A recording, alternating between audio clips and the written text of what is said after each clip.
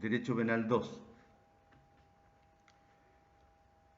Continuando entonces con el estudio del párrafo del título octavo, crímenes y simples delitos contra las personas, empezamos a dar las explicaciones respecto de los delitos que se empiezan a estudiar a propósito del párrafo primero, que son los diferentes tipos de homicidios. Y un par de cuestiones dijimos, como por ejemplo que la conducta que se sanciona es bastante simple: el que mate a otro. Conducta que está descrita a propósito del homicidio calificado en el 391 número 1.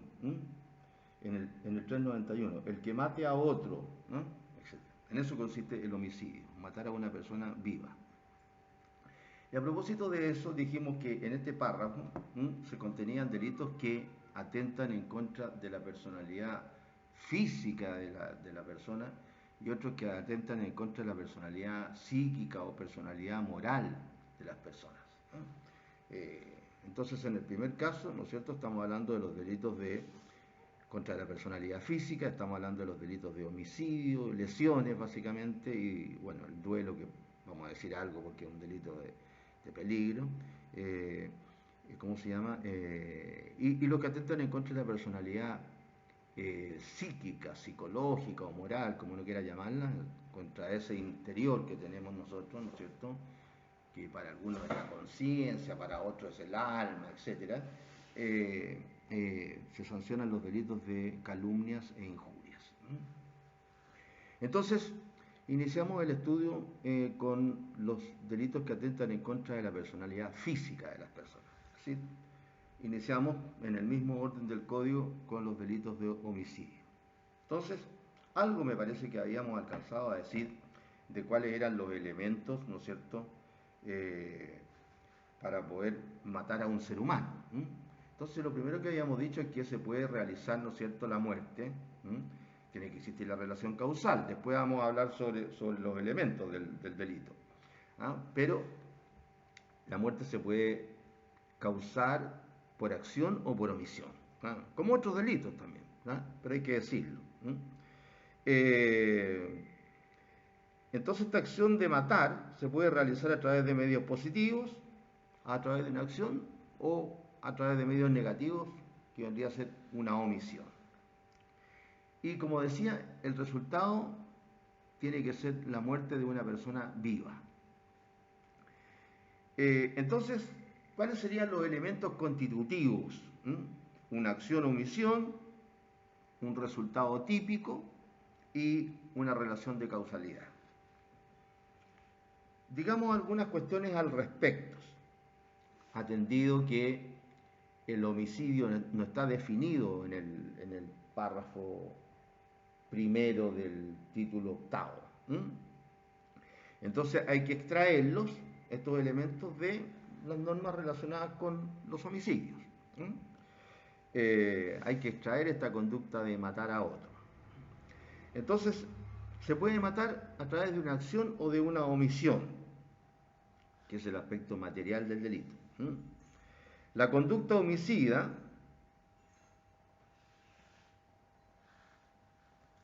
se materializa precisamente en eso, en matar a otro.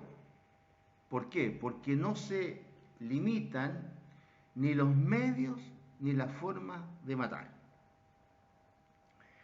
El resultado típico debe deberse a la acción dolosa del hechor.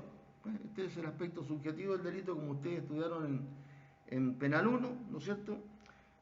Aspecto subjetivo o moral.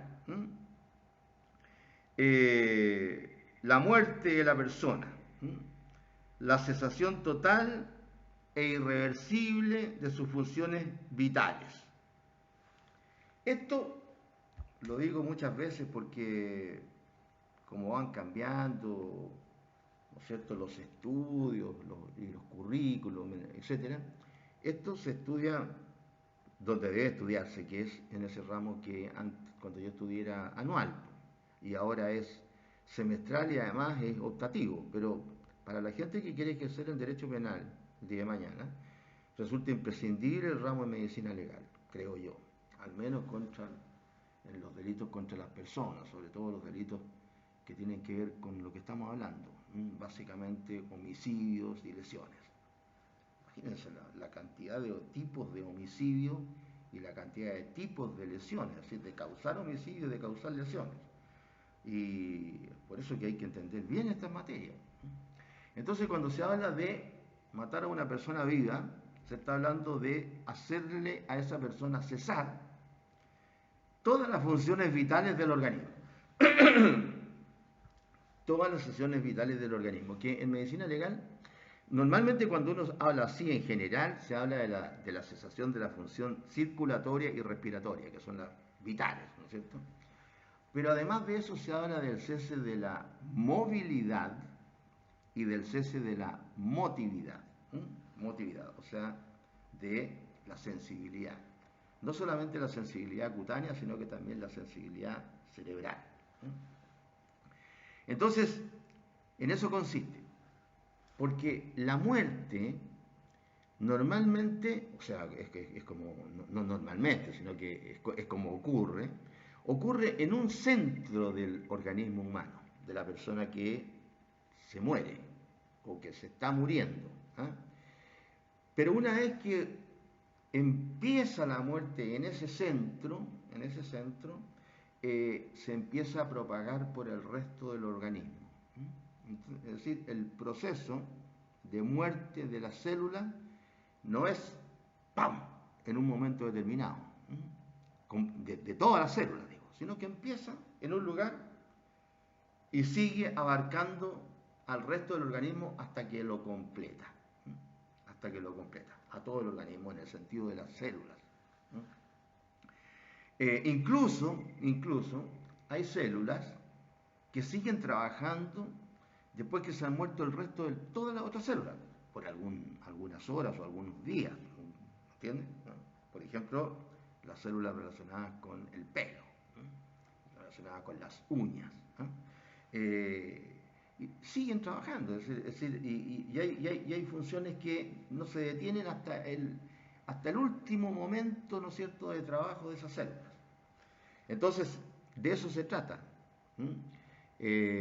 Cuando una persona, ¿no es cierto?, le empieza la muerte de un ataque al corazón, por ejemplo, claro, ese es el lugar y el motor, si pudiéramos decirlo de alguna manera, que viene a expandir toda la muerte por el resto del organismo de esa persona.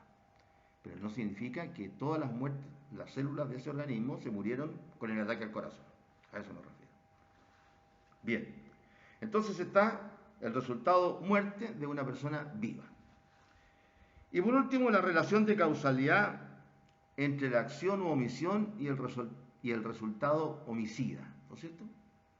La relación de causalidad. Ustedes se lo estudiaron, hay una serie de teorías, ¿no es cierto?, que intentan explicar cuando el resultado es producto de una acción o de una omisión. Y siendo la más importante la teoría de la equivalencia de las condiciones, ¿no es cierto?, o de la condición sine qua non. Ahora, pueden ocurrir situaciones en que se excluye este tercer elemento, el de la relación de causalidad, en el caso de personas que padecen ciertas enfermedades, y sobre todo ciertas enfermedades graves y terminales, o sea, irreversibles.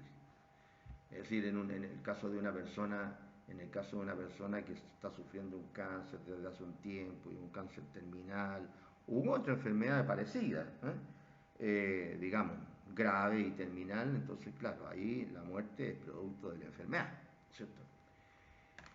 ¿Y cómo se llama? Hay personas que incluso se dice murió de viejo. Sí, muchas personas mueren de viejo, en el sentido de que no tenían una enfermedad terminal específica, pero algo le tiene que haber fallado a la persona, aunque sea de viejo, algo, al final. Por algo cesó el trabajo del corazón, o de los pulmones, o del hígado, o del páncreas, etc. Y desencadenó la muerte. La expandió para el resto del organismo. Eh, entonces ahí tenemos los elementos, ¿no es cierto?, del homicidio en general, de ese matar a otro. El sujeto activo es indiferente, el que mate a otro, salvo que en algunos casos, ¿no es cierto?, se exige la participación de personas determinadas. Por ejemplo, en el caso del homicidio en riña o pelea, se exige, ¿no es cierto?, que alguien haya sido participante de la riña o pelea para estar comprendido de ese tipo legal. En el caso del infanticidio se señalan los sujetos activos. Por ejemplo, comete el infanticidio el padre, la madre o los demás ascendientes legítimos o ilegítimos que dentro de las 48 horas después del parto maten al hijo o descendiente, ¿cierto? O sea, ahí el sujeto activo tiene nombre y apellido, por decirlo así. El padre, la madre o los demás ascendientes, legítimos o ilegítimos. Así que, en general, el sujeto activo es indiferente. Claro, como se dice acá, excepto en los casos de parricidio o infanticidio, donde ahí el sujeto activo está determinado. O también el caso, ¿no es cierto?, del cónyuge, en el caso del parricidio, o del conviviente actualmente. Concepto bastante difícil de determinar en algunas ocasiones. Porque claro, hay casos en los cuales el concepto de conviviente es fácil de determinar, por personas que han vivido harto tiempo, que tienen hijos, etcétera, ¿no es cierto? Pero ¿qué pasa de repente una relación más o menos fugaz que dejó un hijo?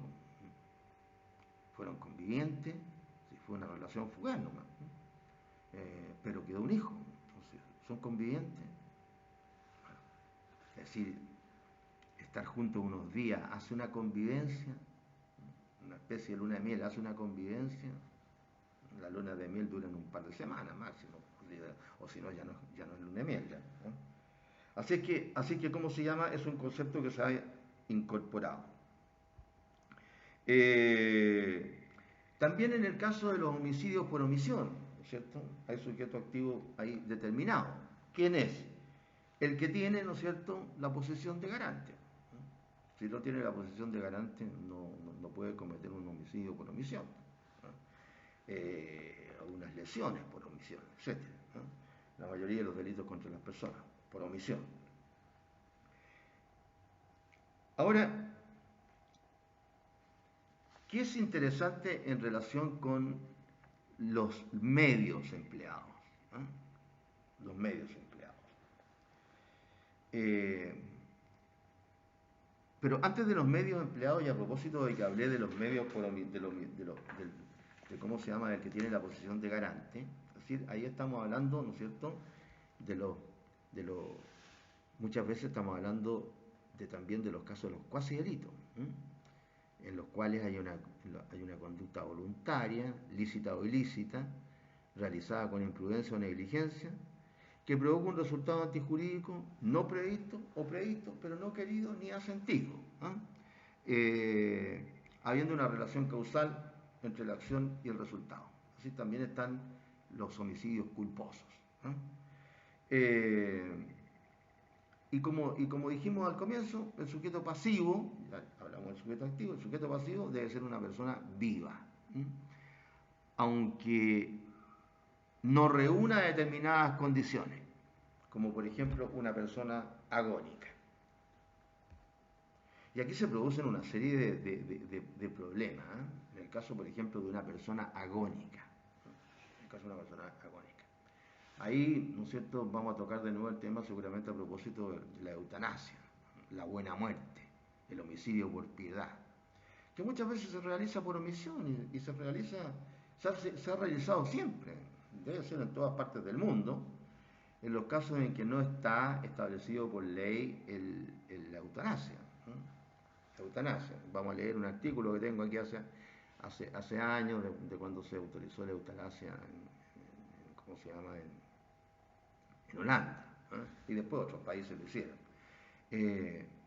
Pero, por ejemplo, mucha gente que tiene enfermos terminales, ¿no es cierto?, parientes que están con una enfermedad terminal, y que en el hospital, la clínica, o lo que sea, le dicen, mire, mejor a los parientes, a los parientes cercanos, ¿no es cierto? A los que lo llevaron a la persona que está terminal, le dicen, mire, mejor lléveselo a esta persona para la casa porque la ciencia ya no tiene nada que hacer acá, ¿no? Y fuera de darle algunos, no sé, pues para evitarle un poco el dolor, etcétera, que también se lo pueden administrar en la casa, pero lléveselo porque no hay nada más que hacer. Desgraciadamente, así es la cosa. ¿No? ¿Y qué es lo que es eso? ¿Qué es lo que es eso? Es un homicidio por omisión, visto desde el punto de vista legal, chileno. ¿Mm? Claro. Eh, pero ocurre, es como cuando ocurría el aborto terapéutico, cuando lo explicamos. Aun cuando se haya derogado la norma que tipificaba el aborto terapéutico, que ahora se crearon las 3 causales para revivirlo, ¿no es cierto?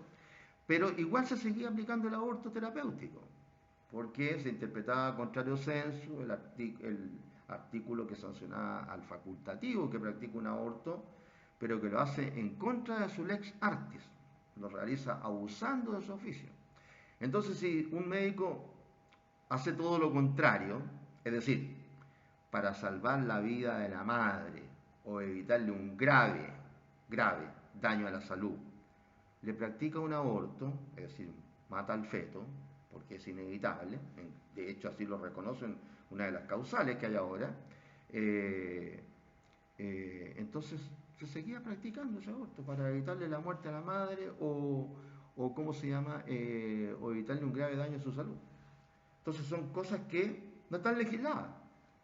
Ustedes tienen que haberlo estudiado, eso me imagino, en Derecho Penal 1, ¿eh? Que se denominan las causales supralegales de justificación. Tienen que haberlas estudiado. ¿Eh? Como por ejemplo, los experimentos en animales vivos. ¿Eh? Es una causal supralegal de justificación. Todos saben, ¿no es cierto?, que se practican, estoy hablando de Chile, ya ni siquiera de otros países, todos saben que se practican experimentos con animales vivos, ¿no es cierto? Claro. En las facultades que tienen que ver con esto, evidentemente. Y ¿cómo se llama? Se le hace ¿cómo se llama? La operación que se le hace a los muertos, ¿no es cierto? A los seres muertos, se los opera y después hasta se los diseca, se estudian las partes, qué sé yo, lagartija, sapo, conejito de India, etc. ¿Saben ustedes cuáles son los conejillos de India? Los cuyes, esos son los conejillos de India. Bien, entonces todo el mundo sabe que se practican estos ¿cómo se llama? Se hacen estas prácticas porque es la única forma de aprender. Claro, pero el problema es que al animal no solamente le duele, sino que también después lo matan. Durante, por ejemplo, los experimentos que se hicieron para mandar animales en los comienzos, para mandar animales en las naves que salieron a circundar la Tierra, mandaron un gorila, ¿no es cierto? Mandaron una perra, los rusos, ¿no? Tenían animales en cautiverio que lo adiestraban para este tipo de cosas. En el caso, por ejemplo, de los chimpancés, que dicen que son los más parecidos a nosotros, que casi tienen el 98 y tanto por ciento del ADN de nosotros, de los seres humanos, digamos, y hubo chimpancés que los tuvieron en jaulas de 1 metro de alto, pero por 20 o 30 años. Porque no sé, pues así habría que tenerlo, no tengo idea. Porque así después iba a ser el espacio en el que a lo mejor lo mandaban en la nave para el exterior. Bueno, el asunto es que esas son causales supralegales de justificación, que se practican, ¿no es cierto?, hechos que constituyen delito, pero que no están sancionados. Entonces ahí se los denomina causas supralegales de justificación. Por ejemplo, algo más aterrizado, ¿no es cierto?, o menos violento, si pudiéramos decir, o menos malo. Las lesiones o las muertes que se causan en los deportes. ¿Cuántos boxeadores a través de la historia han muerto en el combate, en la pelea de box. Claro, no han muerto ahí mismo, no le ha pegado el combo, pero muchos han ido de ahí del ring, lo han llevado al hospital, ¿no es cierto?, con un traumatismo encefalocraneano, un TEC grave, cerrado normalmente, y han muerto en el hospital. ¿Cuánto? Mucho. ¿Cuántos han quedado tontos? Claro. Claro. Entonces, y no solamente en eso, sino que en todos los deportes en los que hay contacto físico. ¿Cuántas veces de una patada un futbolista le ha quebrado la pierna a otro? O el pie. ¿Qué es lo que es eso?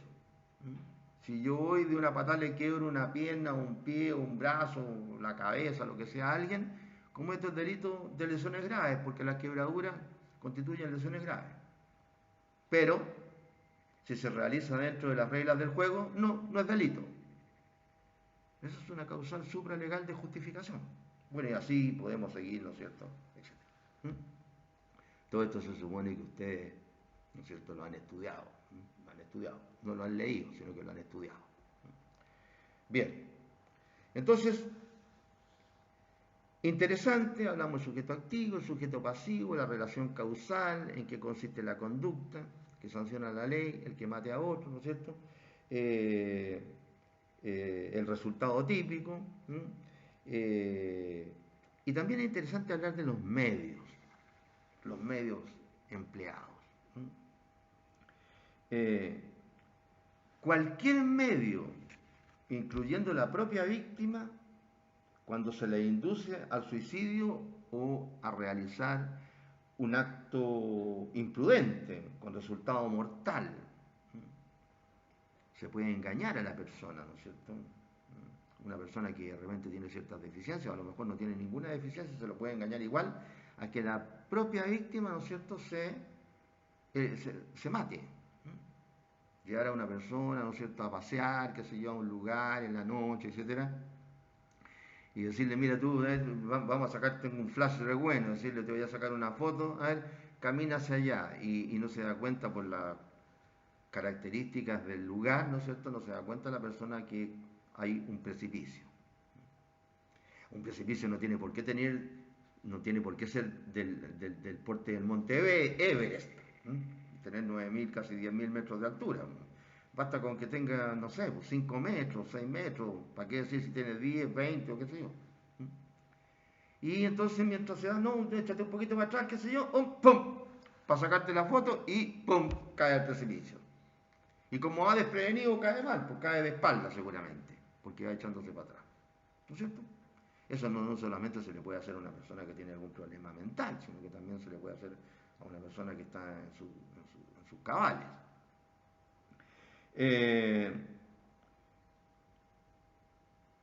Entonces el autor controla el evento y cuenta con que se realicen esos sucesos. El empleo de supercherías y otros artilugios destinados a causar impresiones en personas especialmente sensibles. Claro. Hay gente, por ejemplo, aquí mismo en Arica, yo no ahora que estamos en pandemia, pero además años atrás, me acuerdo que de repente que se conversaba, qué sé yo, entre las amistades que iban donde la no sé cuantito, que tiraba muy bien las cartas, por ejemplo. Hay gente que cree en eso. Hay gente que cree que pagándole a alguien que le tire las cartas va a conseguir el amor. Y no solamente estoy hablando del sexo femenino, también del sexo masculino. Entonces hay gente que cree en eso y se impresiona con eso. Entonces se puede crear todo un cuento para decirle a una persona que vaya, ¿no es cierto?, a ver a una de estas brujas, y a lo mejor estando de acuerdo con la bruja, ¿no es cierto?, da ciertas circunstancias, ¿no es cierto?, también, que se le cuentan a la bruja, sin que sepa la persona, porque si va una bruja es que ya es una persona ingenua, ¿no es cierto? Entonces, la bruja le dice, mire, se va a morir su hijo mayor el lunes, por ejemplo. A lo mejor le da un ataque a la persona. O a la persona, ¿no es cierto?, que la llaman diciéndole a las 3 de la mañana, una mujer viuda, siempre se pone el mismo ejemplo, a una mujer viuda, las mujeres son más sensibles en ese sentido, y le dice, mire, su hijo, la señora tiene un puro hijo, ¿no es cierto? Y viuda, no tiene a nadie más, digamos, así directo, ¿no? Le dice, mire, su hijo acaba de tener un accidente en tal parte, lo ubican, y está muriendo en la calle. ¿Qué le pasa a esa señora? A lo mejor le da un infarto. Sí, los medios pueden ser incontables en relación de 1, 2, 3, miles, no sé, miles. Claro, entonces el autor lo que tiene que tener es el control de de esas acciones, de esos efectos, ¿cierto? Y tiene que contar con ellos y utilizarlo, Entonces, los medios empleados para producir la muerte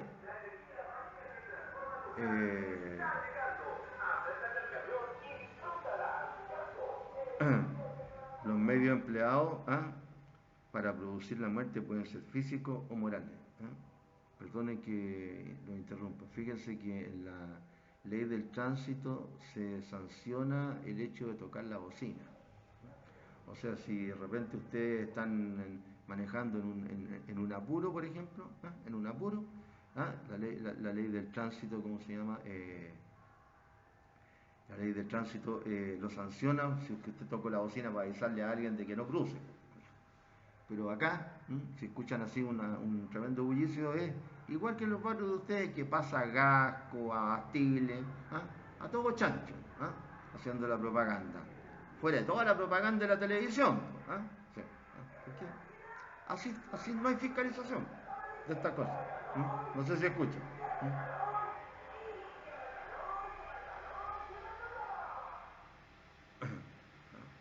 Así es la vida.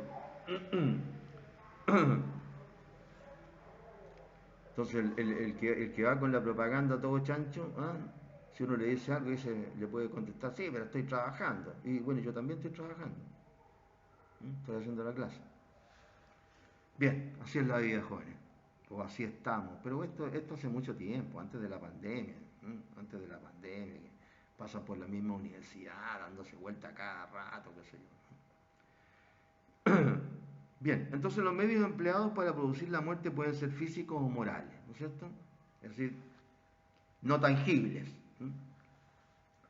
con tal que sean idóneos.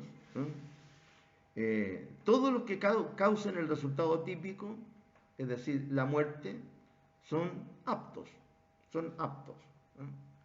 Y un medio no idóneo puede transformarse en idóneo para matar a una persona, por especiales condiciones de la persona y del hecho. Y cuando se determine que existió voluntad homicida, como el caso de una persona que deja a un niño expuesto al frío, sin abrigo, con ánimo de matarlo. Nosotros, cuando hablamos del delito de abandono de niño, ¿no es cierto?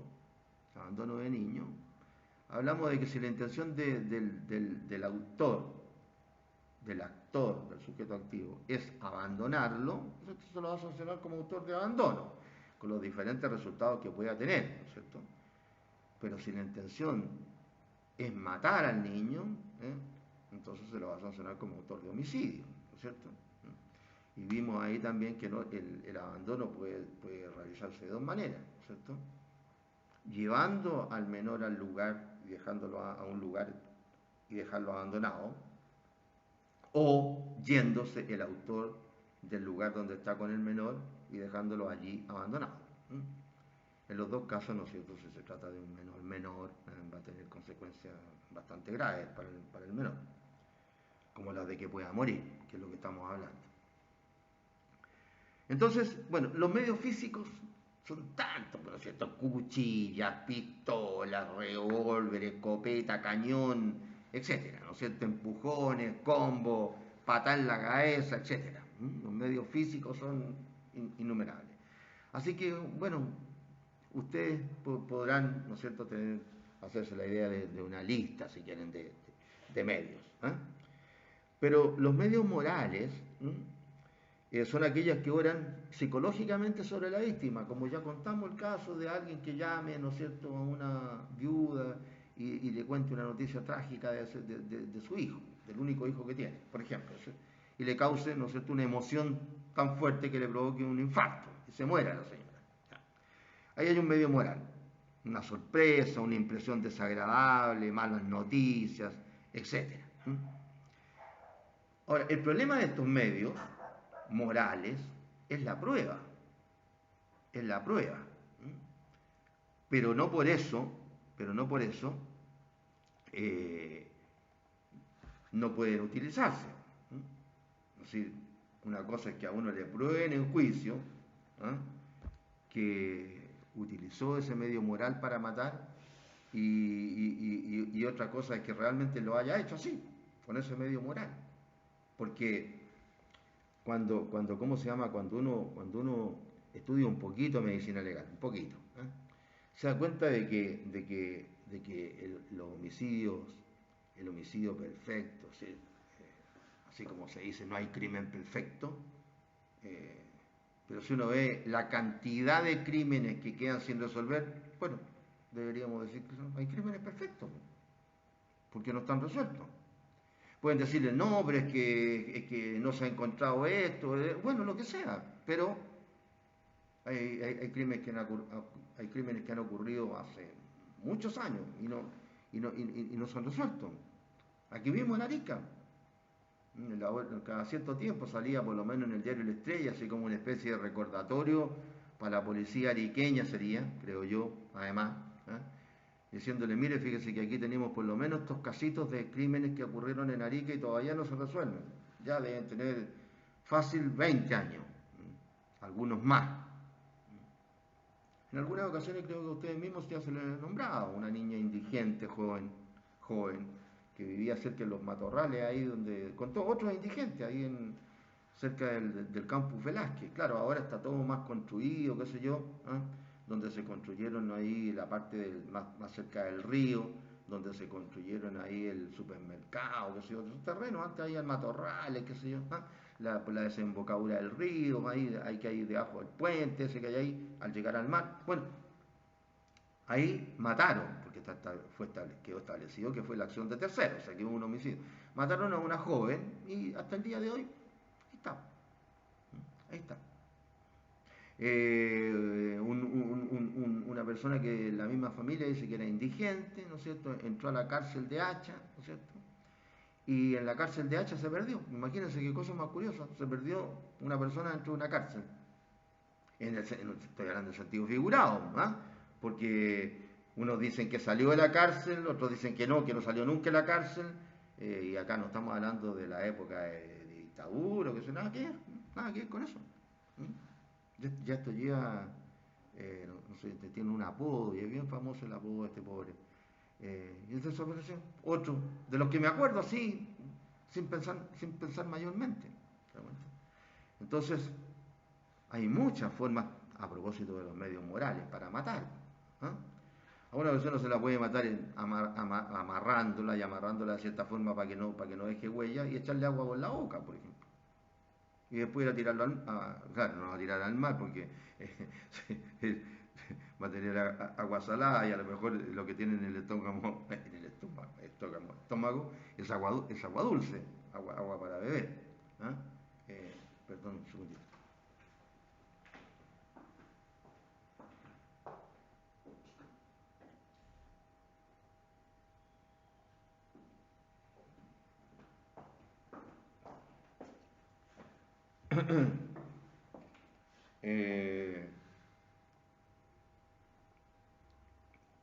¿Cómo se llama? Entonces ahí van a encontrar que la persona, al hacer la autopsia, la operación que le hacen a los muertos, que no me acordaba recién, al hacer la autopsia van a encontrar que tiene agua dulce, y la defensa está diciendo que se ahogó en el mar, entonces ¿cómo se va a ahogar con agua dulce? Claro. Pero, no sé, hay muchas formas de matar por sofocación, etcétera. Entonces, el crimen perfecto sí es una forma de decirlo, pero en la humanidad, ¿cuántos crímenes que no se han encontrado? Por eso que en el caso, por ejemplo, de la legislación anglosajona, hay ciertos delitos que son imprescriptibles, imprescriptibles, entre ellos los delitos de secuestro, los delitos, ¿cómo se llama? ¿Cómo se llama? De homicidio. O sea, ahí tiene unas excepciones tremendas y cuando se utiliza, por ejemplo, la seguridad nacional, qué sé yo, etcétera, o tratándose de delitos comunes. Así que eso del crimen perfecto no es tan perfecto, ¿no? Siempre hay casos sin resolver. Bien. También se establece la dificultad para establecer la relación causal entre el medio psicológico o moral que se ha empleado y el resultado. Ya no solamente es un problema de prueba, sino que además un problema de relación causal. Si tomamos, como se llama, el caso de esta persona, como se llama, que la llaman en la noche y le dicen la mala noticia de su hijo y se muere de un ataque al corazón. ¿Cómo establecer que fue producto de ese llamado y no que fue un ataque provocado por otras causas? Sí, es difícil.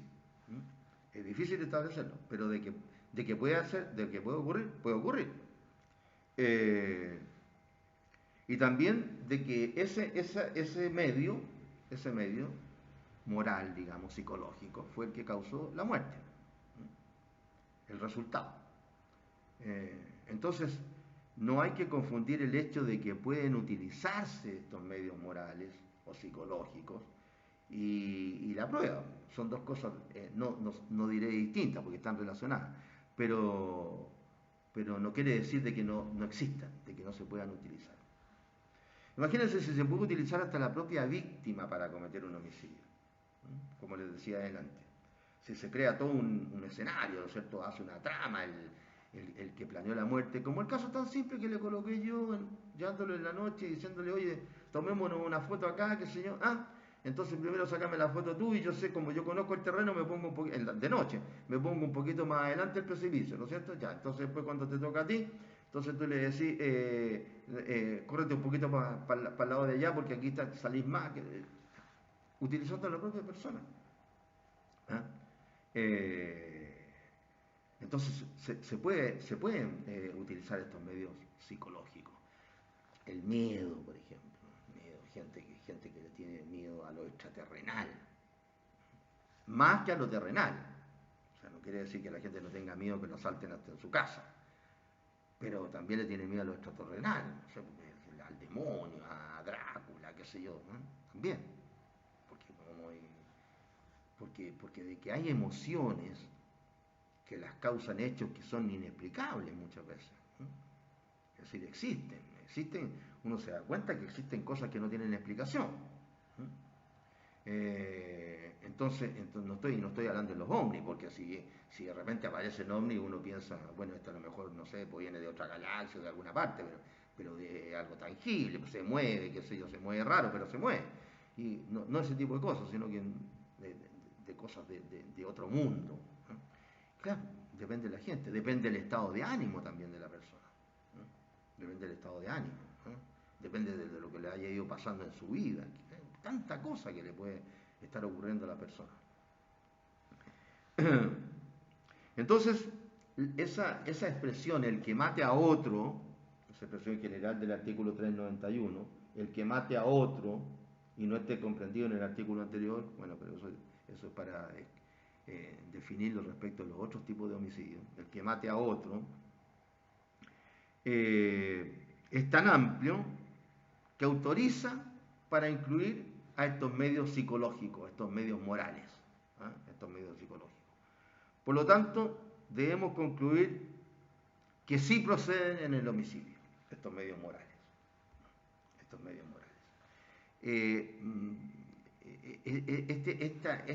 Esta situación en la que se encuentran realmente las personas, sobre todo en estas situaciones que estamos viviendo ahora, ¿no es cierto? De esta pandemia, que todo el mundo evidentemente que anda más atemorizado que antes, pues andan atemorizadas la gente porque muchos, como se llaman, perdido su trabajo, tienen que salir a luchar en el día a día, que es diferente a los que no hemos perdido el trabajo todavía, que por lo menos no tenemos además ese problema. Después, los que tienen que salir todos los días a luchar por la vida tienen que ¿cómo se llama?, de forma física, igual, en el contacto con el otro, ya están arriesgando a que les peguen, ¿cómo se llama?, el famoso coronavirus. Y después, si además la persona ya tiene sus años y padece algún tipo de enfermedad que son las enfermedades a las que más afecta el coronavirus, enfermedades al pulmón, al corazón, etcétera, más todavía. Entonces la gente anda en una situación, en un estado de ánimo de depresión, evidentemente. Y depresiones que seguramente van a durar mucho tiempo en algunas familias completas. Imagínense esas familias que se le han muerto algún familiar a virtud justamente de este coronavirus. Esa gente no va a tener siempre dándole vueltas este famoso coronavirus de los chinitos. Va a quedar dándole vueltas toda la vida. En algún momento se va a acordar, este año, el año que viene, el de otro, y así hasta que se muera, porque ya forma parte de la vida. Y si además la delincuencia, ¿no es cierto?, ya, por ejemplo, en la ciudad, en Santiago, ya la delincuencia ya se pasó, ya, ¿no es cierto?, narcotráfico, qué sé yo, de repente, imagínense ustedes en ese estado de ánimo y de repente sienten una balacera o la balacera es todas las noches. ¿Cómo anda esa gente? Entonces es complicado. Y ahí, entonces, dependiendo del estado de ánimo, puede, ¿no es cierto?, utilizarlo a alguien que quiera matar a otro, justamente para matar a otro.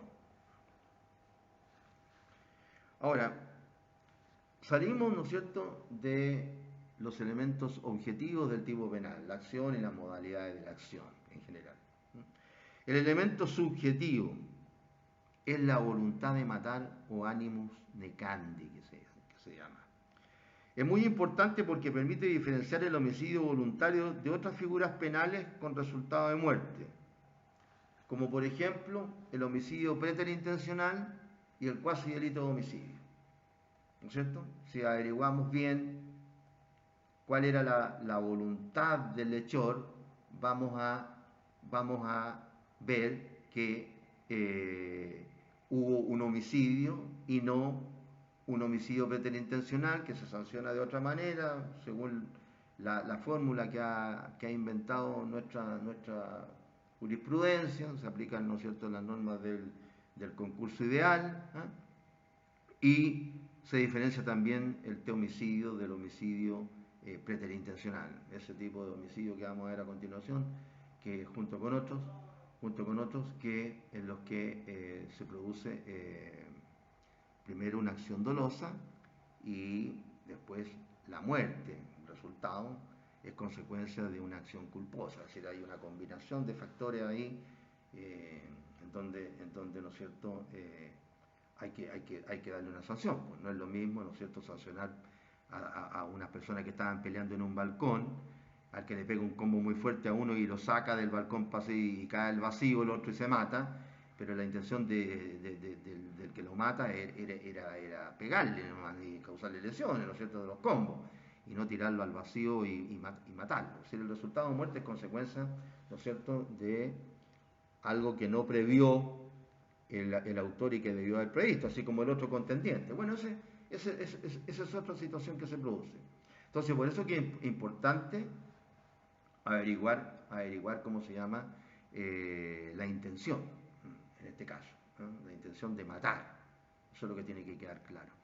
Por eso es que cuando uno habla de las lesiones, se refiere, ¿no es cierto?, a las lesiones de carácter físico, psíquico y a las que dejan daños en la salud en general, hablando también de que la voluntad no fue de matar. Claro, la voluntad fue de lesionar. Entonces ahí el que hiere, maltrata o golpea, ¿no es cierto?, con ánimo de lesionar, no de matar. Porque así es como describe, ¿no es cierto?, la ley después a las lesiones, a las lesiones propiamente tales, no las mutilaciones ni las castraciones. Cuando el 397 dice, el que hiriere, golpeare o maltratare de obra a otro será castigado como responsable de lesiones, bueno, en ese caso graves. Entonces, interesante la voluntad de matar, esa es la que tiene que establecerse precisamente, el animus necandi. Elemento interno que solo existe en la cabeza de la gente, del agente, no de la gente, pero que se manifiesta exteriorizándose a través de hechos físicos que tendrá en cuenta el juez para determinar si la voluntad fue o no la de matar a otra persona, o si la voluntad fue otra voluntad diversa, causarle, ¿no es cierto?, otro tipo de mal. Ahora, hay algunos elementos que puede tomar en cuenta el juez para averiguar si una persona tenía la intención de matar o no, tenía otras intenciones, la intención de lesionar, por ejemplo. ¿Y qué es lo que puede averiguar el juez cuando se trata o se produce la muerte de una persona? Por ejemplo, ¿en qué región del cuerpo fue atacada una persona? Claro, si fue atacada en la yugular, ¿no es cierto? O en la cabeza, ¿eh? Existen más posibilidades de que el autor tenía la intención de matar a si la ataca en una pierna o en un pie, ¿no es cierto?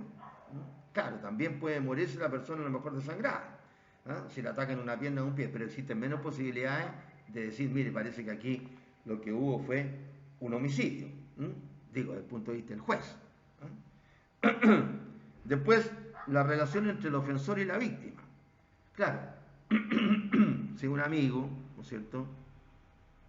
Y si un amigo, es más difícil de creer que la situación que ocurrió y que provocó la muerte tenía la voluntad de matar este amigo, o en ella tenía la voluntad de matar a este amigo, a diferencia de si, por ejemplo, hay un portonazo en donde los asaltantes eran varios, están armados con revólveres y la persona muere de un balazo, ¿no? Porque el revólver lo llevan los delincuentes para cometer el delito, ¿no es cierto?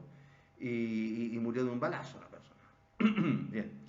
También la amenaza o la manifestación hecha por el culpable.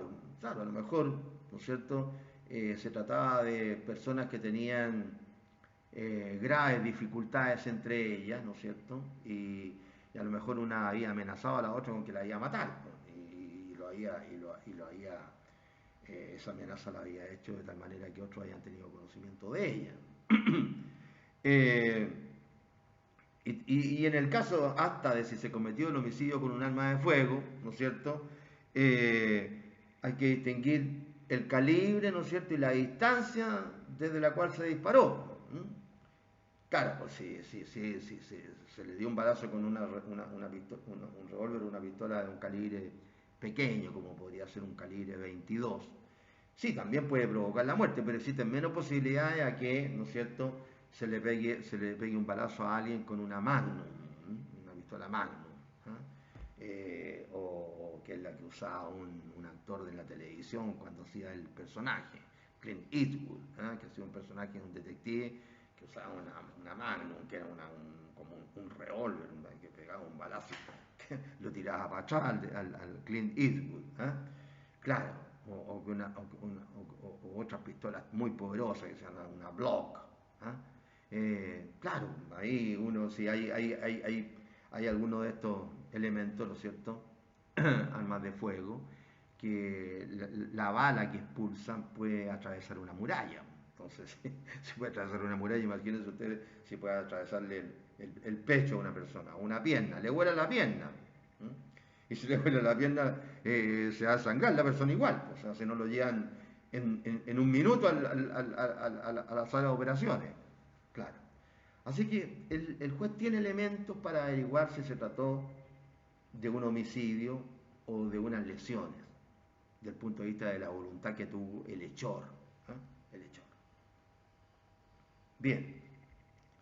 A propósito de estas voluntades del hechor, es que se habla de estos tipos de homicidios, ¿no es cierto?, que son distintos. No distintos en cuanto al resultado o muerte, sino que porque tienen alguna característica especial, como son el caso del homicidio concausal, el preterintencional y el homicidio por piedad, que es el que yo les comenté, los que les comenté antes. En el caso del homicidio concausal, acá La acción del hechor lo vamos a decir mejor, pero bien en general para que se entienda bien. Homicidio con causal. Esta palabra es toda junta, no es con y separado causal, es junto, con causal. Este homicidio, ¿no es cierto?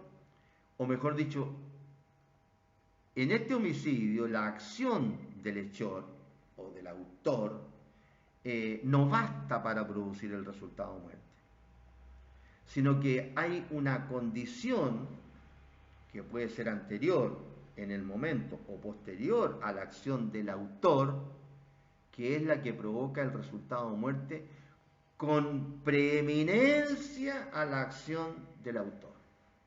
Con preeminencia a la acción del autor. El típico caso en el que se hablaba, ¿no es cierto?, de estas personas que sufren hemofilia y de alguien que en una pelea o algo le da un cuchillazo, ¿no es cierto?, en un brazo, en una pierna, ¿ah? Un cuchillazo de menor importancia y la persona que tiene hemofilia, ¿ah?, muere desangrado por la hemofilia. Porque si no hubiera tenido hemofilia y se lo hubiera llevado en un tiempo razonable, ¿no es cierto?, al hospital, la persona la habría podido sanar sin mayor problema. Entonces la causa es la que no conocía el hechor, que era la hemofilia. Porque si la conocía, entonces está utilizando la causa para cometer el homicidio. Hay un homicidio común y corriente, porque la hemofilia vendría a ser un factor que conoce el hechor. Ahí hay una discusión, hay algunos autores que dicen que no es necesario, que la tendencia parece mayoritaria, que no es necesario que conozca la causa concomitante, y hay otros dicen que no importa que la conozca. Ahí hay una discusión en términos, ¿no es cierto?, de derecho penal, etc. A mí me basta con que sepan que se trata de una concausa. Entonces esta concausa puede ser preexistente antes de la acción del autor, concomitante en el momento o superviniente después de que ya se produjo la acción del autor. En eso consiste el homicidio concausal. Tiene lugar toda vez que con intención de matar el agente ejecuta un hecho que por sí solo es insuficiente para producir la muerte, la que sobreviene por la concurrencia de condiciones o circunstancias preexistentes, concomitantes o supervinientes, ajenas a la voluntad del hechor. Aquí está tomado, ¿no es cierto?, la expresión de causa preexistente, concomitante o superviniente, ajena, ¿no es cierto?, en un sentido también de que el hechor de la acción, el que dio el tajo, por ejemplo, y no sabía que la persona tenía hemofilia, precisamente no sabía que tenía esta enfermedad. La acción del hechor es insuficiente para provocar el resultado y son las concausas las que lo determinan. Es decir, en el homicidio existe la acción de matar, pero existe una concausa anterior, durante o posterior que determine el resultado con preponderancia a la acción del hechor, que es lo que le he estado diciendo. Estas concausas no deben ser conocidas por el hechor como que la víctima es hemofílica o diabética. Bueno, aquí, como digo, acá hay una discusión respecto de que algunos dicen que incluso podría alegarse este tipo de homicidio aunque la víctima lo conozca. Claro, porque no se podría negar la enfermedad, ¿no es cierto? No se podría negar la enfermedad. También se pone el caso del diabético, en donde muchas veces ahí es el mismo homicidio, pero por omisión. ¿Quién tiene la posición de garante ahí? Es decir, la posición de cuidar al diabético que está grave. Bueno, estamos hablando de un diabético que está en la casa y que se toma una pastilla el mismo todos los días o se pone una inyección el mismo todos los días y va viviendo, ¿no? Estamos hablando de alguien que está bien enfermo. Entonces hay que darle, ¿no es cierto?, a cierta hora y una cierta cantidad de tal medicina. Entonces tiene que tener una persona, que si está en un hospital es, ¿no es cierto?, una persona determinada que es la que le da el remedio. Bien. ¿Y qué pasa si esa persona o no le da el remedio a la hora, o no se lo da en la cantidad que tiene que dársela, o le da un remedio que tiene alguna variedad en relación con el remedio que tiene recetado por el doctor, o le da agua nomás, o le inyecta agua nomás, etcétera, ¿ah? El que tiene la posición de garante. Entonces podría producirse por acción o por omisión, ¿no? Es decir, normalmente es por omisión, no está la persona en el momento que debía estar para administrar el remedio, ¿no? Es un ejemplo más fácil, por omisión, en el caso del diabético, no del hemofílico. Y también podría darse con otro tipo de enfermedades en las que hay que administrar un remedio, ¿no es cierto?, a una persona que está grave en ese momento, personas que han estado graves y cómo se llama, y después han vuelto a la vida y siguen viviendo normalmente. El otro día dieron una pelea en donde contaron algunas cosas de uno de los boxeadores y dijeron que ese boxeador había tenido un accidente en auto, iba manejando un Ferrari, esto en Estados Unidos, iba manejando ya llaman en el femenino a estos autos de marcas velocísimas, ¿no? No sé por qué, una Ferrari, una Maserati, no sé. Y que todavía no se acuerda nada del accidente de la persona, pero está viviendo normalmente, incluso participó en una pelea de un título ahí, ¿no? Así que en el momento, a lo mejor esta persona por omisión, la que tiene la posición de garante, no administra el medicamento preciso que tiene que administrar a la hora precisa y en la dosis precisa y del remedio preciso, y no lo hace. Pueden darse muchas situaciones, ¿no? Imagínense, por ejemplo, estos nadadores que realizan estas pruebas que son tremendas, ¿no? Y peligrosas encima, si es que no tienen un apoyo, ¿no? Los que intentan cruzar, por ejemplo, el estrecho de Magallanes, que chilenos lo han hecho, el famoso tiburón Contreras, son chilenos excepcionales, ¿no es cierto?, desde el punto de vista deportivo, ¿no? Cruzar el estrecho en el mar, ¿no? Estamos hablando de ¿cómo se llama?, de cosas no mayores, superlativamente mayores. Creo que también cruzó el Canal de la Mancha, cosa que han hecho otras personas. También estamos hablando del mar, en ese caso del Atlántico, ¿no es cierto? Bien. Sí, se llega a una isla, no no me acuerdo exactamente cuántos kilómetros, pero se puede hacer y muchos lo han logrado. No sé si es más o menos que el estrecho de Magallanes. La diferencia es que en el estrecho de Magallanes el agua es mucho más fría y además, ¿cómo se llama?, la corriente también es peor. Bueno, pero eso es cuestión del deporte ya. Y que los que lo van acompañando en una embarcación chica, ¿no es cierto?, se manden cambiando. Sigan justamente acompañándolo por si tiene un percance en el camino la persona, que es un percance que no tiene que ver con saber nadar, tiene que ver con la resistencia, que depende además de factores como el frío, porque tanto en el estrecho de Magallanes como en el Canal de la Mancha hace frío, entonces son aguas heladas, ¿no? Entonces pueden darse muchas situaciones, ¿no? Esa se mandan cambiar los de la lancha y lo dejan ahí, le den un calambre y muere ahogado el gran nadador. O sea, si se trata de inventar situaciones, uno se puede poner a pensar y puede inventar algunos casos. Sería bien interesante porque normalmente se repiten siempre para estas cosas los mismos casos.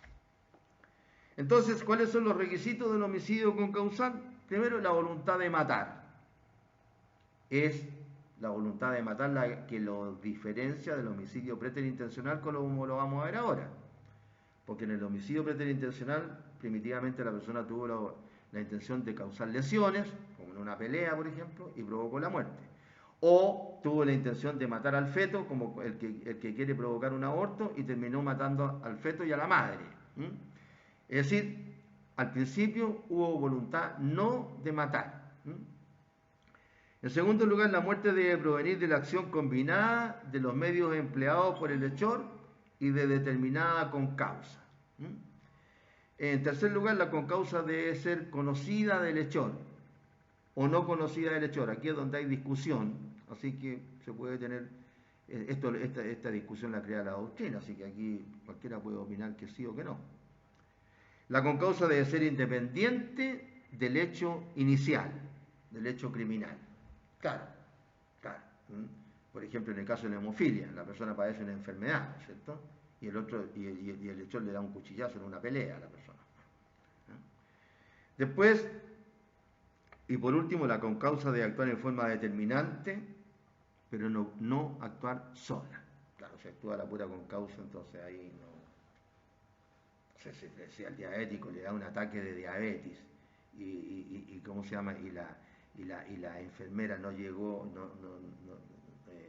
llegó a la hora incluso a ponerle la dosis, pero le dio el ataque de diabetes y se murió. Bueno, entonces ahí sí a lo mejor la van a investigar a la persona, pero se murió de la diabetes, que era la concausa.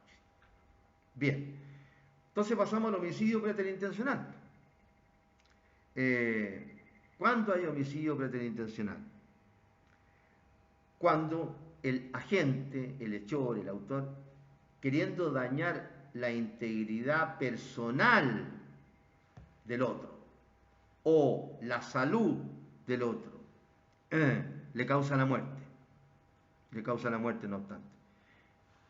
No querida por el autor, ni prevista por el autor. Debiendo haberla previsto, ¿no es cierto? O sea, es una situación culposa, pero previsible, claro. Aunque no sea consecuencia ordinaria y común del actuar doloso. Siempre se pone el ejemplo porque es fácil de entender, pues, de esas personas que están en una fiesta, ¿no es cierto? Y como ocurre muchas veces, empieza todo muy bonito, qué sé yo, pero durante la fiesta, ¿no es cierto? Están en una fiesta en un departamento, porque no sirve estar para el ejemplo, no sirve estar en el piso así, en el suelo nomás, ¿no? Sino que en un departamento. Y de repente, después con los tragos, ni siquiera le agreguemos otras cositas que son las que hay ahora, ¿no es cierto? Con los tragos, dos, ¿no es cierto? Que a lo mejor tuvieron una divergencia por una polola anterior o por resentimiento de uno, de otra causa, etcétera, etcétera. Empiezan a discutir, qué sé yo, y mira, ¿sabéis qué? Y se empiezan, no sé, pues se empiezan a separar un poco el resto de los asistentes, estamos en un departamento. Y se van, bueno, normalmente en el balcón no está todo el mundo, porque están en el living, ¿no es cierto? Y se van al balconcito, más grande o más chico, qué sé yo, y ahí se arma la pelea y se agarran a combo, qué sé yo. Y de repente hay gente que, ¿no es cierto?, tiene reacciones peores que otros, es más violenta, qué sé yo, y se produce una lucha y ¡pum!, uno de los contendientes va a dar al vacío. Al vacío. Entonces, cae del balcón y se mata, o porque el más fuerte le dio un combo, porque le dio un empujón, etcétera, pero todo dentro del contexto de la pelea, pues eso era lo que querían. Porque cuando las personas pelean entre sí, dos hombres, ¿no es cierto?, en una pelea típica, lo que quieren es causarse lesiones, ¿no? Porque esto no es como en las películas, ¿no? Y si a uno le dan un combo, ¿no es cierto?, en la boca, se le dan un combo en la boca, seguramente va a depender también de los portes, de los dos contendientes, de la salud, de la edad, etcétera, ¿no es cierto? Pero le va a causar un daño, no es como en las películas que se pegan unos golpes en la cara tremendo, ¿no es cierto? Y no sé, se chocan un poco la nariz, y lo más cómico que algunos, me da risa porque en algunos casos, ¿no es cierto?, se pegan unos tremendos combos y se rompen ahí mismo en la escena la boca, la nariz, sangre, qué sé yo, y 3 segundos después se le desaparece la sangre en la nariz. Bueno, hay algunos que hasta estos chinos, estas películas con chinos mentirosos, hasta vuelan, pues, estos karates ya, por eso es que aburridos nos parece, porque hay algunos que vuelan y volando pelean volando, el karate, o el kung fu, qué sé yo. Entonces aquí no hay voluntad inicial de matar, hay voluntad inicial de lesionar o, ¿no es cierto?, de matar al feto, no a la madre, porque donde más se da este tipo de homicidio preterintencional, donde más ocurre es con los casos de las lesiones con resultado de muerte o en el caso de los ¿cómo se llama?, de los abortos con resultado de muerte. Entonces acá dolosamente existe la intención de causar lesiones, pero en forma culposa se causa la muerte, que no es querida, pero sí previsible. Aquí no existe un dolo inicial de causar la muerte, solo de lesionar. La situación en que se comete este homicidio es un hecho previsible. Hay dolo de lesionar y culpa en el resultado que ocurre. O sea, hay dolo al inicio y culpa en el resultado. En estos delitos se produce cuasi delito de homicidio, como ocurre en los atropellos o choques con resultado de muerte, o casos de mala praxis, omisiones, imprudencias o negligencias médicas, o en la minería, procesos peligrosos o manipulación de sustancias peligrosas, aunque en todos estos casos no existe necesariamente una voluntad de provocar algún tipo de daño inicial. Claro, pero se produce, ¿no es cierto?, el daño inicial y también se produce el resultado de muerte, un manejo de sustancias peligrosas, por ejemplo. Claro, los dueños de la mina, de la empresa, lo que sea, que pueden ser hasta los mismos trabajadores, no tienen la intención de provocarle un daño a nadie, un daño inicial, pero hasta se provoca la muerte. Una explosión, ¿no es cierto?, por acumulación de gas en una mina de carbón, es lo típico, ¿no es cierto?, que causa la muerte. Perdón.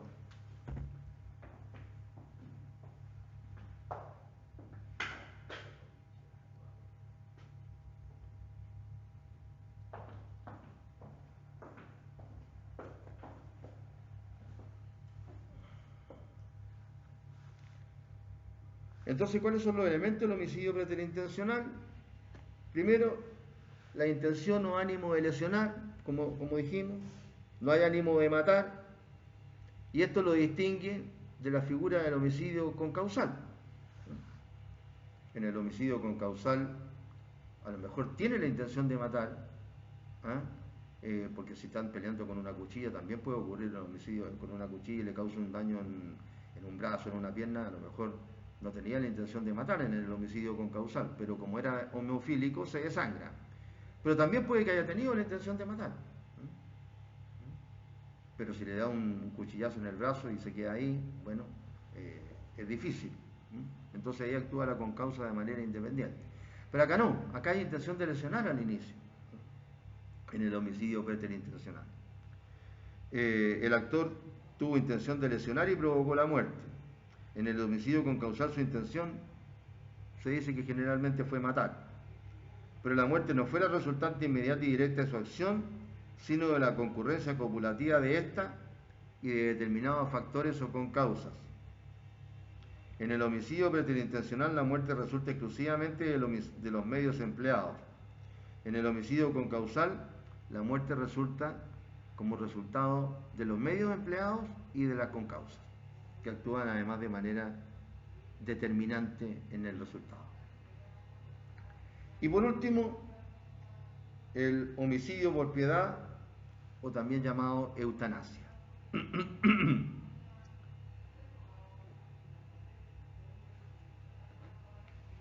La eutanasia es la muerte exenta de sufrimiento que se da a una persona que padece de un mal incurable y muy penoso, por sentimientos piadosos y humanitarios y a requerimiento insistente y formal suyo. ¿De quién? Del que está padeciendo ese mal incurable, grave y doloroso.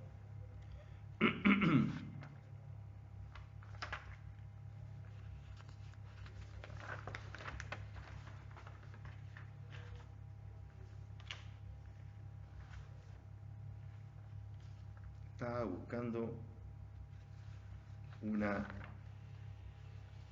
recorte que tenía del homicidio por piedad o eutanasia.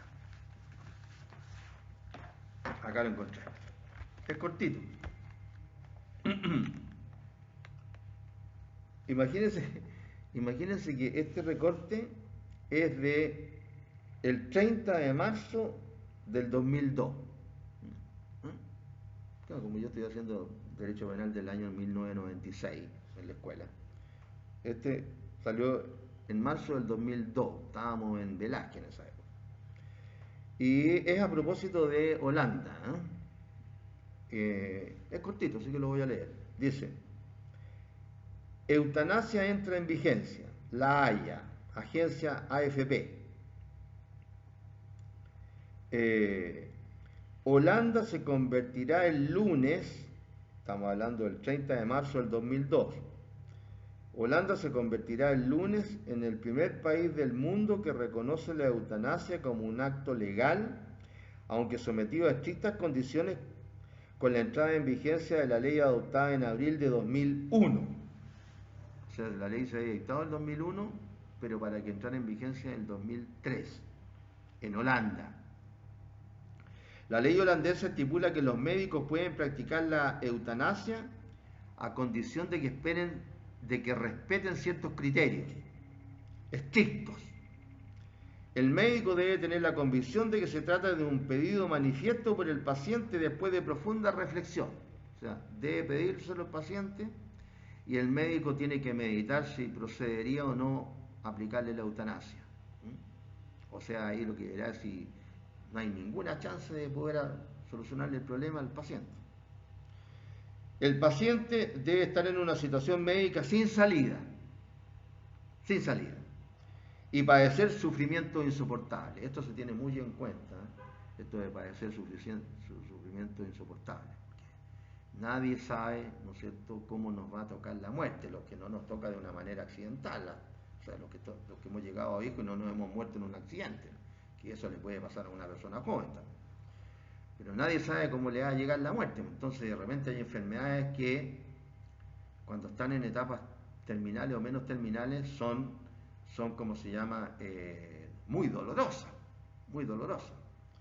Se dice, por ejemplo, que este Chávez que creó, ¿no es cierto?, este desastre en Venezuela, que lo atacó un cáncer, que como todas las cuestiones de ciertos movimientos se tienen escondidas, nunca se habló bien de su enfermedad, cuál era exactamente la enfermedad que padecía, etcétera, etcétera, todo como se llama, presumía, sobre todo los médicos al mirarlo, que tenía cáncer, pero nadie sabía qué tipo de cáncer. Además, en algunas ocasiones me parece que por ahí de algunas fotos se filtró que estaba como medio sin pelo, por las quimioterapias, sería, qué sé yo, pero nunca se dijo, nunca se habló de su enfermedad. Bueno, pero se decía al final ya de su enfermedad, que cuando viajaba, que cada vez viajaba más seguido a Cuba, que era donde lo trataban, las bombas que le daban de remedio eran básicamente solamente para aliviarle en parte el dolor. Claro, porque hay ciertos cánceres que dicen que son muy dolorosos. Cáncer de los huesos, por ejemplo, creo que es muy doloroso. Hay otros que, bueno, que sí causan igual la muerte, pero no son tan dolorosos. No son tan dolorosos. Y ahí es donde ahí se aplican las drogas, ¿no es cierto?, de manera lícita. Todos estos derivados de la amapola, que son los que provocan, ¿no es cierto?, son los que provocan estas drogas que son analgésicas, con las cuales se hace la anestesia, etc. Entonces el paciente debe estar en una situación médica sin salida y padecer sufrimiento insoportable. Y el médico debe consultar por lo menos a otro médico que dé un diagnóstico independiente. Y el médico debe consultar por lo menos a otro médico que dé un diagnóstico independiente. Permiso.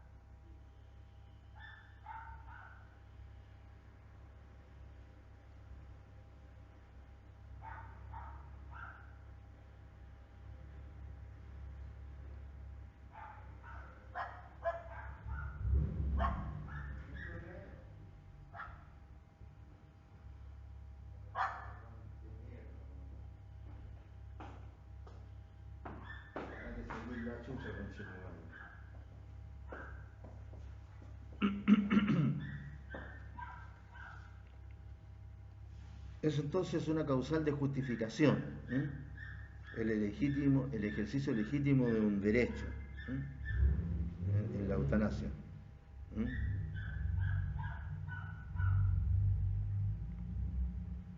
Es esta eutanasia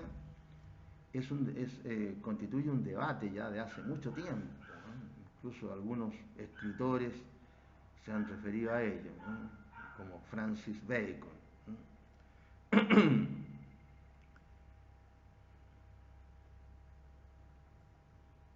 ¿no? Las preguntas de siempre, ¿no es cierto? ¿Es admisible conocer circunstancias o reconocer circunstancias en que se pueda poner término a la vida de una persona? Reconocer circunstancias que autoricen para poner término a la vida de una persona, a su ruego. ¿Y a quién podría atribuirse tal facultad? Porque esa es la otra cosa, ¿no? El problema, ¿no? ¿Y a quién podría atribuirse tal facultad? Porque a nadie le gusta tener que realizar esa acción que tenga por objeto ponerle término a la vida de la persona. Por eso que se buscan mecanismos, ¿no es cierto?, para los efectos de que la persona simplemente no sepa, ¿no?, qué causó la muerte lícita. En el caso, por ejemplo, cuando existía la pena de muerte en Chile, los fusileros, ¿no?, los fusileros, no me acuerdo si eran 8 o 10, ¿no? No me acuerdo. Pero la mitad de los fusileros, ¿no es cierto?, tenían balas de salva. Y cuando se procedía al fusilamiento, las carabinas estaban, ¿no es cierto?, puestas así, ¿no?, afirmadas, ¿no?, las carabinas. Y no era que cada fusilero cargaba su carabina, él, qué sé yo, no. Las carabinas estaban cargadas con 5 balas, o sea, habían 5 carabinas con balas de verdad y 5 carabinas con balas a fogueo o de salva. Entonces los fusileros, claro, todos apuntaban, ¿no es cierto?, al pecho de la persona. ¿Ah? Bueno, una bala de carabina provoca daño, ¿ah?, daño importante. Entonces, 5 fusileros tenían balas de verdad y 5 tenían balas de salva. Entonces al final no se sabía quién tenía las balas de salva y quién tenía las balas de verdad. Bueno, es una forma, sí, a lo mejor más o menos pensaba que esto, que lo otro, y igual participaba en el fusilamiento porque la ley así lo decía, etc. Pero bueno, a nadie le gusta hacer esta labor. Lo mismo que cuando se aplicaba ¿no es cierto?, la corriente eléctrica en la silla eléctrica en Estados Unidos. Alguien tenía que bajar la palanca, ¿no? También se utilizaría, no sé, harían algún sorteo de los que trabajaban ahí y quién estaba ese día de turno, etcétera, etcétera, ¿no? El problema de las decisiones médicas respecto de los medios de sobrevida artificial también se plantea acá. Cuando se le quita, ¿no es cierto?, el respirador mecánico a la persona. Alguien que lleva ya tiempo, ¿no es cierto?, con un respirador mecánico y que está inconsciente. U otros que están sin respirador mecánico y que ¿cómo se llama?, que no están adosados a un respirador mecánico, pero no tienen ningún tipo de actividad cerebral. O sea, lo único que no le funciona es el cerebro. El resto del cuerpo está impecable. Impecable. Como más o menos le pasó a este pobre señor, este músico argentino, Cerati, o Cerati, como se diría en italiano, que de repente, no sé, no tuvo accidente, digamos, de algún vehículo, así que se haya pegado en la cabeza, no, sino que le vino de repente claro, en el momento a lo mejor se pegó en el hombro, qué sé yo, pero no es que haberse pegado en la cabeza lo dejó inconsciente, no. Y nunca volvió, pobre, nunca volvió. Estuvo, ya no me acuerdo, estuvo meses, más de un año, no me acuerdo, la verdad que no me acuerdo. Entonces, el problema de las decisiones médicas respecto a los medios de sobrevida artificial. ¿Quién resuelve eso? Bueno, actualmente le preguntan a los parientes más directos, ¿no es cierto?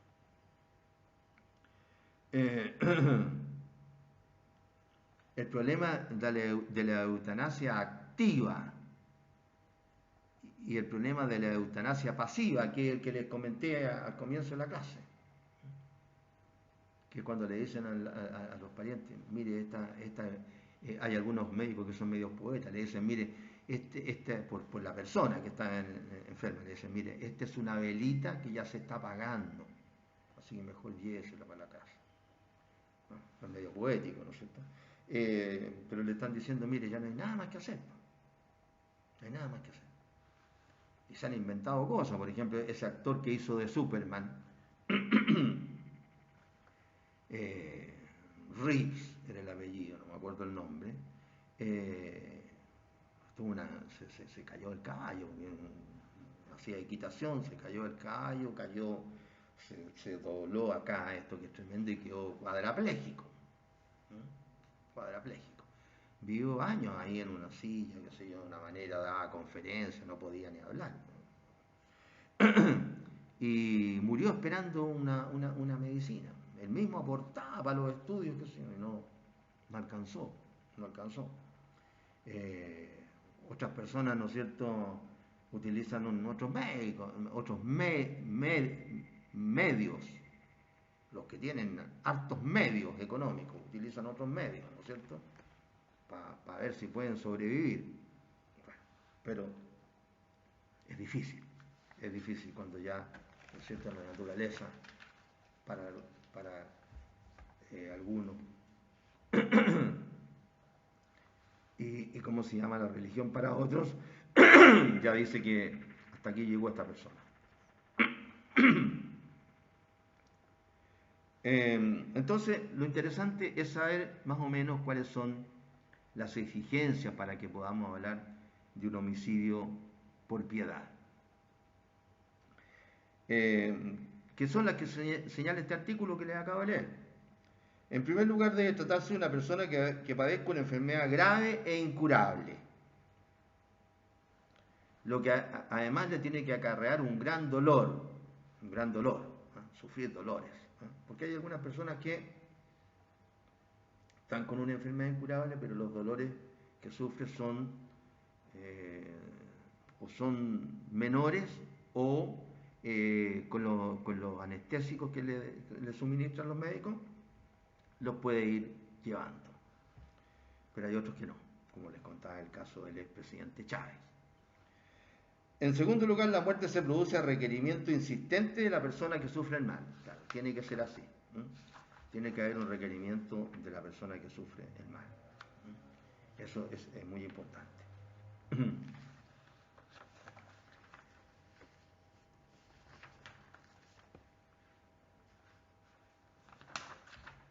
Y en tercer lugar, hay que averiguar si es que está admitido o no está admitido, ¿no es cierto?, la eutanasia en la ley del país. Claro, va a ser diferente el caso dependiendo de si la eutanasia está o no legislada.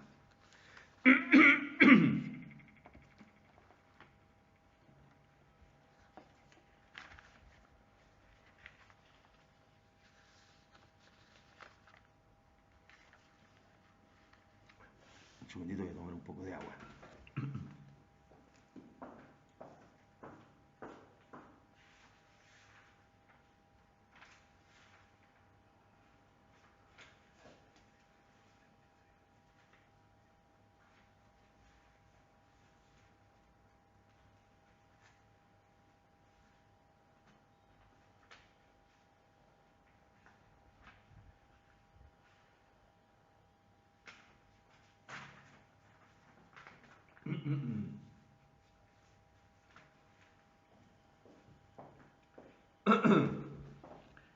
Y el tercer requisito, entonces, es que el requerimiento debe ser formal. Es decir, la persona que está con el problema, con la enfermedad grave, incurable y dolorosa, debe pedir, ¿no es cierto?, que lo ayuden a morir. No tiene que haber dudas, ¿no es cierto?, de este pedido que hace la persona. En los países en donde está admitido esto, seguramente que habrán formularios, etcétera, declaraciones, que no sé, un ministro de fe, un pariente o alguien que etcétera. O sea, un requerimiento formal del enfermo. Y como les decía, pues hay ciertos criterios que tienen las diferentes legislaciones del mundo para tratar este tema, o para no tratar este tema, y dejarlo así nomás, por el caso de nosotros. ¿Cuáles son los criterios? En algunos países es una eximente de responsabilidad penal. En los casos como del artículo que les leí, en el caso de Holanda, ¿no es cierto? Bueno, después, esto fue el 2002 cuando yo le leí el artículo, ¿no es cierto? Era el 2002. Después hay otros países que se han sumado, Bélgica, qué sé yo, otros países. Entonces, ahí en Holanda y Bélgica, por lo menos, es una eximente de responsabilidad penal. En otros países no es un eximente, pero es un atenuante. En Alemania, en Italia, en Noruega, en España, es un atenuante de responsabilidad penal. Y otros países no le atribuyen ningún tipo de influencia a la eutanasia en la responsabilidad penal, como es el caso de Chile. Pero aquí no hay legislación al respecto. Así que si alguien, por acción o por omisión, mata a una persona viva, está cometiendo homicidio. Está cometiendo homicidio. Ustedes van a decir, sí, pero es que en los hospitales, que yo mismo les he contado, sí, es que le dicen a la persona que se la lleva a la casa, es un homicidio por omisión, sí, es que eso es lo que pasa. Eso es lo que pasa. Una persona, por ejemplo, ahí en Santiago, donde viven unos amigos, ¿no? Una de las personas, uno de los vecinos de ese edificio, le dieron un cáncer ahora, este año, por ahí por febrero, esos cánceres agresivos, tremendo, rápido, qué sé yo. Y hace como 2 meses atrás le dijeron a la señora, mejor llévese, me habían hecho ya quimioterapia, radioterapia y ya no había más. Y la señora se lo llevó para su casa. Y ahí esperó, bueno, falleció, etc. Es decir, eso es lo que ocurre. Eso es lo que ocurre. Ahora, seguramente que no hay una denuncia. Sabe la persona, sabe que no hay más que hacer, los parientes, etc. Y claro, nadie pone una denuncia en contra de un médico, pero si se llega, como se llama, a establecer de que además el médico no es que le haya puesto una inyección o algo para matarlo, sino que le dicen mejor lléveselo porque no hay nada más que hacer. Entonces, ¿de qué omisión se lo puede también acusar? Y aunque hubiera una denuncia, se tramitara un juicio. Bien. Entonces, habiendo hablado del homicidio concausal, del homicidio preterintencional y del homicidio por piedad o eutanasia, vamos a entrar a explicar los homicidios en el Código Penal ahora. Ya tenemos cuáles son las características en general, ¿no es cierto?, los elementos objetivos de los homicidios y los elementos subjetivos de los homicidios. Ahora vamos a hablar de los homicidios en el Código Penal.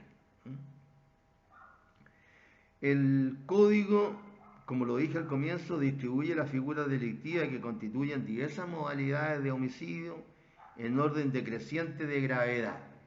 Eso lo dije. Empieza por el que tiene pena más alta y llega con el infanticidio, que es el que tiene pena más baja. No obstante, se plantea que debió haber iniciado por el género, claro, a partir del homicidio simple. Claro, lo lógico sería, ¿no es cierto?, que la figura base fuera el homicidio simple. Y de ahí homicidio calificado, parricidio, qué sé yo. Bueno, pero al final la cuestión de agrupación, no sé si tiene alguna importancia o no. Entonces, se distinguen 6 casos, se los dije. El parricidio, que ahora se dice que si la víctima del delito descrito en el inciso precedente, parricidio, es o ha sido la cónyuge o la conviviente de su autor, el delito tendrá el nombre de femicidio. Ese es el femicidio. Entonces, parricidio, femicidio, más graves.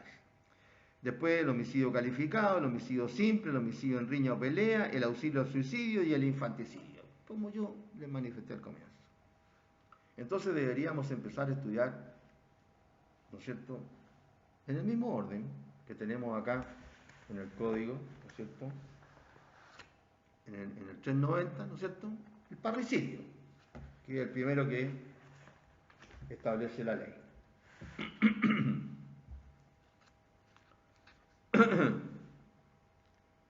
El parricidio. ¿Cuáles son los elementos de este delito? Aquí se requiere, en primer lugar, que haya bueno, están los elementos generales que explicamos, ¿no es cierto? La muerte de una persona, la relación causal y el resultado. Ya, esos son los requisitos generales. Pero ¿cómo se llama? Ahora vamos a hablar de los elementos particulares de cada uno de estos homicidios que tienen esos elementos generales de partida. Bien. En primer lugar está la relación de parentesco. Dice, matar al padre, madre o hijo a cualquier otro de sus ascendientes o descendientes o a quien es o ha sido su cónyuge o su conviviente. Es decir, acá los sujetos pasivos están determinados. Matar al padre, madre o hijo, a cualquiera otro de sus ascendientes o descendientes, o a quien es o ha sido su cónyuge o su conviviente.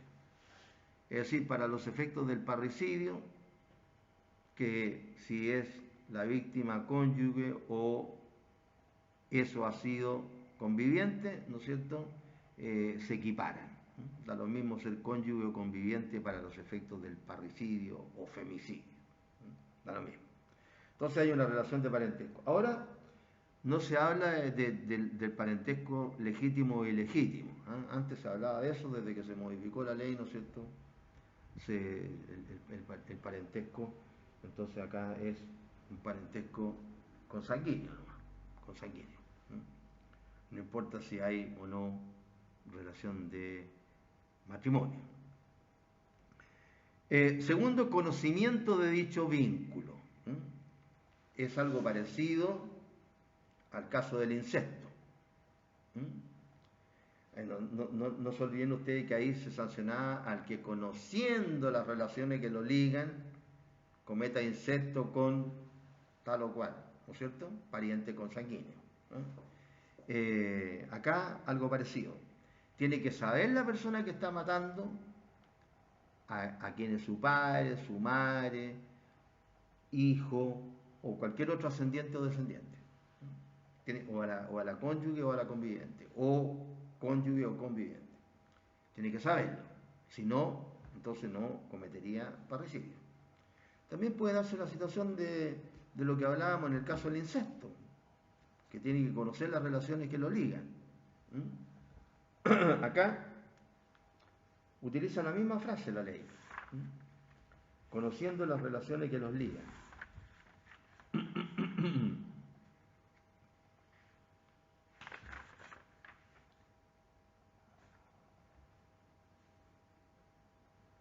En el 375, el que, conociendo las relaciones que lo ligan, cometiera incesto con un ascendiente o descendiente por consanguinidad o con un hermano consanguíneo. En el parricidio, el que, conociendo las relaciones que lo ligan, mate a su padre, madre, hijo, descendiente o ascendientes, o a la cónyuge o a la conviviente, o cónyuge o conviviente. Es decir, conociendo las relaciones de los ligan. Si no las conoce, no hay delito de parricidio. Sí, hay homicidio, pero no parricidio. Y el tercer elemento subjetivo es ese elemento general que tiene que existir siempre, porque es el ánimo de matar, el famoso animus necandi.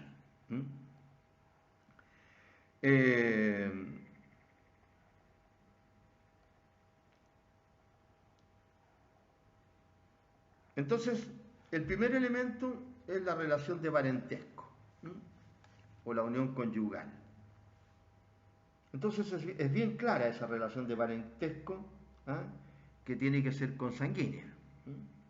El que, conociendo las relaciones que lo ligan, mata a su padre, al padre consanguíneo, madre consanguínea, hijo consanguíneo, no es al padre político, o sea, al suegro. Ahí le sacarían la mule, lo de la otra familia, pero no comete parricidio. No es eso que cuando llegan a otra familia le dicen al padre, le dicen papá, o sea, al padre del marido, digamos, o al revés, le dicen papá o mamá. No, a ese padre o madre no, se refiere al consanguíneo. En relación con el parentesco, entonces, está clarito, ¿no es cierto? A quien hay que matar consanguíneo. Constituye un homicidio agravado por cuanto importa un atentado al deber general de respetar la vida humana y además un atentado contra los vínculos del parentesco que unen a los individuos por el hecho biológico o por el hecho legal de la paternidad o contra el vínculo jurídico creado por el matrimonio. Y si antes ya se criticaba esta relación de parentesco en el caso del matrimonio, de matar al cónyuge, porque originalmente, como es hasta en la cuestión religiosa, ¿no es cierto?, se toma en cuenta la sangre, para hablar de parricidio, ¿no? Caín mató a Abel, ¿no? A su hermano consanguíneo, ¿no? ¿Cómo se llama? Es un atentado en contra no solamente de la vida, sino que además de la sangre, ¿no? De la sangre, tenemos la misma sangre. Entonces, primero se criticaba de que se había incluido, ¿cierto?, al cónyuge, es decir, a una relación legal, y ahora se incluyó al o la conviviente, ¿no? Es decir, ya ni siquiera se sanciona como parricida al que infringe el vínculo legal de cónyuge, sino que también una relación de hecho que a veces hasta muy difícil de probar, como hemos mencionado de repente. Entonces ahí se producen estas situaciones en las cuales hay que entrar a probar el vínculo. Si era difícil probar el vínculo de cónyuge, a veces porque había pendiente un juicio, que si bien no se sabía, medida prejudicial civil, ¿no es cierto?, que la hablamos en la otra clase. Ahora más difícil todavía va a ser en algunos casos, pues en otros no, probar esta relación que es simplemente de hecho, pues, el vínculo de convivencia.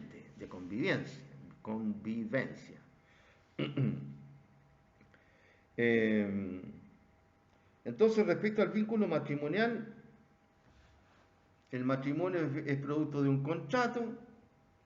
Entonces, para determinar la existencia o no de este delito se deben observar las normas de la existencia o no del matrimonio, las que se fundamentan en los requisitos de existencia y validez que contempla el Código Civil, el Código de Procedimiento Civil, la Ley de Matrimonio Civil y el Código de Sánchez Bustamante, llamado Código Bustamante. La regla general, entonces, es que el matrimonio debe entenderse válido o no de acuerdo a las reglas del país en que se celebró, sin perjuicio que los chilenos casados en el extranjero igualmente deben respetar los impedimentos y o prohibiciones que establece la ley chilena. Para establecer la existencia y validez del vínculo conyugal se debe hacer de acuerdo al Código Civil, la Ley de Matrimonio Civil, como dije, y las leyes del país en que se celebró el matrimonio, si es que se celebró en el extranjero. Ahora, respecto a la existencia de si el matrimonio es válido o no, cuando el homicida asesina al cónyuge, estamos hablando, del cónyuge, se pueden presentar tres situaciones. Que existe un matrimonio válido y no disuelto, que existe un matrimonio declarado disuelto por nulidad o por divorcio, ahora con separación de vínculo, y que existe un matrimonio anulable, no declarado aún disuelto, pero en el cual existe un vínculo que puede autorizar una nulidad. Bueno, vamos a seguir en la próxima clase hablando de este vínculo que dice relación con la relación de parentesco en el matrimonio. Quedamos acá entonces, jóvenes.